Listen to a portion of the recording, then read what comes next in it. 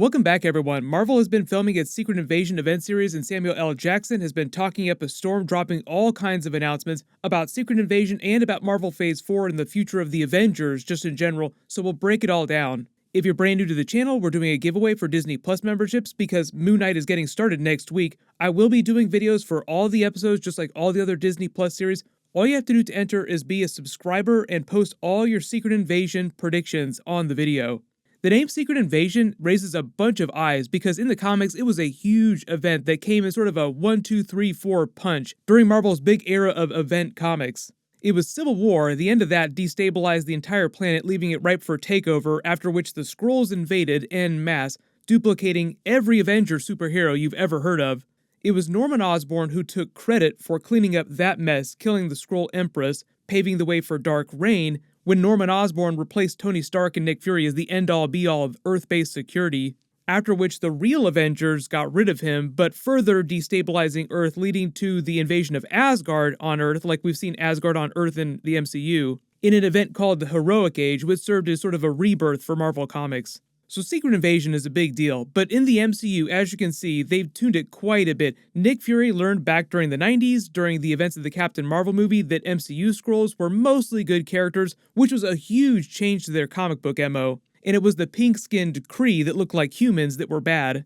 The big announcement recently is that Samuel L. Jackson explained which Marvel Phase 4 movies Nick Fury is going to cross over in, why he's crossing over, and who Emilia Clarke is playing during the Secret Invasion series, and it is huge. It is a super deep cut from the classic Secret Invasion run. I'll start with the Emilia Clarke character first because there's been so much footage of her running around with Maria Hill, Nick Fury, and Talos, and it really is true versions of those characters. It's the real Nick Fury this time, real Maria Hill. I'll get into the Skrull fake-out versions in a second because that's sort of a prelude to Secret Invasion the last couple of years. But reportedly, Emilia Clarke is playing a version of Varanki, the current Skrull Empress, heir to the throne of the Skrull Empire. But here's the thing, it's a little different than it was in the comics, and it involves some different plot. We're interested in the paranoia, political paranoia aspect of Secret Invasion, and of course it will tie into other things and the Skrulls in ways you haven't seen before. What he means when he says tying into things in the future with the Skrulls, he's talking about Marvel Phase 4 movies, but also Don Cheadle's War Machine, Rhodey, and Everett Ross, who's in the Black Panther movies, will also appear during Secret Invasion, because it sounds like the evil Skrulls that are taking over get their tendrils into those areas of the world too. So in the comics, Secret Invasion was this big crossover series with the entire Marvel line. Every single Avenger you've ever heard of was duplicated by a Skrull. So like Skrull Iron Man, Skrull Thor, Skrull everybody. On the TV show, they're using the Secret Invasion series as sort of a prelude for the Marvel Phase 4 movies, so it's going to be a vastly tuned-down version of the comic book event series. In the comics, the entire Skrull race was bent on invading Earth in order to attain an advantage in its war against the Kree race. The Illuminati that we just saw in the Doctor Strange 2 trailer, or a version of them that we saw in the Doctor Strange 2 trailer, visit the Skrull Emperor at the time, warn him against invading Earth, and the princess at the time, Emilia Clarke's character, is banished, foretelling doom for their people. Big Fantastic Four crossover. I know everybody's waiting for Fantastic Four in the MCU. Galactus destroys the Skrull throne world, killing their emperor, making Varanki the queen of the entire Skrull race. They invade Earth, posing as different Avengers characters. The whole tagline was, "Who do you trust?" because anybody you saw could be a Skrull version of a character. In the MCU, Secret Invasion is going to be started by a different faction of dissident Skrulls who come from a different line than the Green Skrulls that we've seen so far, who we've known to be good. We even saw a Green Skrull get arrested by the TVA on Loki recently. We don't really know when he came from or what he was doing that got him arrested, but he did show up in the TVA. Emilia Clarke's Skrull Empress character is supposed to be in a relationship with the leader of the dissident faction of Skrulls, and Nick Fury, Talos, Maria Hill, the good Skrulls, have to stop the bad ones from completely taking over the planet. So it's a little bit like comic book Secret Invasion, and then the end goal is still the same. And it's taking place after a major event series. Now, in the MCU, obviously the major events have been a little bit different, but Avengers Endgame, a major event that made a bunch of Avengers reconsider what they were doing inside the MCU, and some of them gave their lives. It's supposed to take place after the events of Doctor Strange, Multiverse of Madness, Thor Love and Thunder, Spider-Man No Way Home, Hawkeye. Like, if Thor Love and Thunder, for instance, takes place a little while after Doctor Strange 2, this would also take place a little while after that.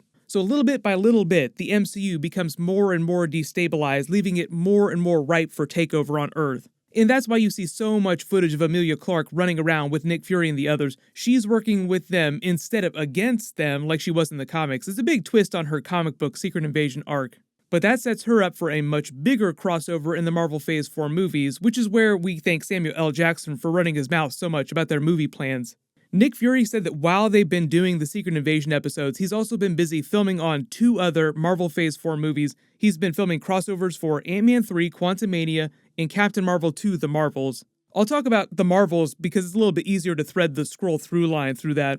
Obviously, the Secret Invasion plot is spinning up to a much bigger plot during the Marvels movie because there is the promise of intergalactic Kree-Skrull war that's been going on for decades.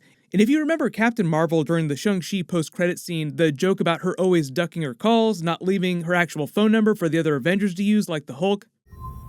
I'm so sorry, I have to deal with this. You can get my number from Bruce. It was so nice to meet you. I don't have her number. She does this a lot. Welcome to the circus. The real reason she's got to leave, the reason she's always been gone, which led to some drama on WandaVision that they didn't really get into, but they will eventually get into, is that it's the Kree-Skrull war that's been going on for this past 100 years or so that's been keeping her busy. Her being there for most of this time kept most of the war contained to that sector of space, mostly. But now in present day, it just threatens the rest of the galaxy. Some of that will serve as plot for Captain Marvel 2, like the actual main plot will be a little bit different, but in the background you'll see a lot of the Kree-Skrull war getting ready to spill over.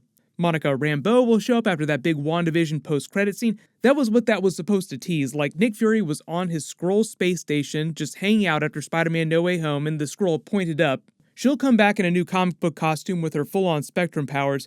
I did a much bigger video about how her powers work last year when WandaVision came out, so I'll link that in the description below. But in the Doctor Strange Multiverse of Madness trailer, you may have spotted a really mysterious-looking Captain Marvel type of figure. We joke about how Monica Rambeau is the first actual female Captain Marvel, like she became Captain Marvel, used the name long before Carol Danvers ever used the Captain Marvel name. Well, they're actually playing a big joke on this with the Multiverse Illuminati. So working with that team is a version of Captain Marvel from an alternate universe who is Maria Rambeau, Monica Rambeau's mother, who was just the test pilot on the day that Captain Marvel got her powers instead of Carol Danvers. So that version will be more true to the comics than the version that we've seen in the MCU.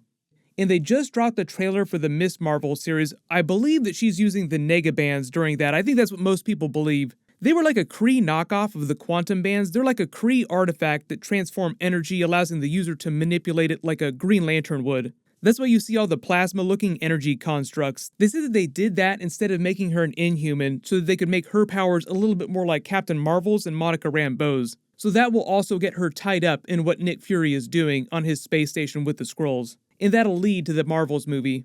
The whole idea with Nick Fury and Ant-Man 3 with Kang the Conqueror is that my assumption is that he'll just be a quick cameo scene, or they're setting up some Young Avengers storyline, or a post-credit scene for putting the new team of Avengers together for Avengers 5. That'll be the first movie where we actually see Kang the Conqueror legit in the MCU. We got like a teaser for him at the end of the Loki series, at the end of Loki Season 1. We'll see him again during Loki Season 2. Like he'll be ruling over this version of the TVA because he's theoretically won the Kang Multiverse War, or he's in the middle of winning it. But it sounds like the events of Loki Season 2 that will deal with that will take place after Ant-Man 3 Quantumania. The beauty, they said, with Kang the Conqueror is that we'll see many different Kangs across the multiverse in different shows and different movies. The version that we see in Ant-Man 3 Quantumania will just be like the legit Kang the Conqueror that you remember from the comics. We have gotten a few teasers for that next Avengers team too. Avengers 5 or Secret Wars, whatever they want to call it. They straight up welcomed Shang-Chi to the team during that movie before they even started talking about the nature of his alien 10 Rings of Power.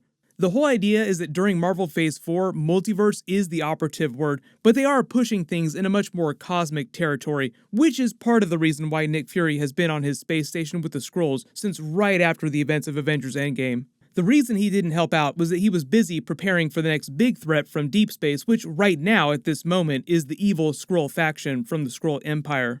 The whole thing with the Kree sleeper cells in Spider-Man Far From Home might also turn into a thing, but most reports have been hyping the evil faction of Skrulls as the ones behind the Secret Invasion event in the MCU.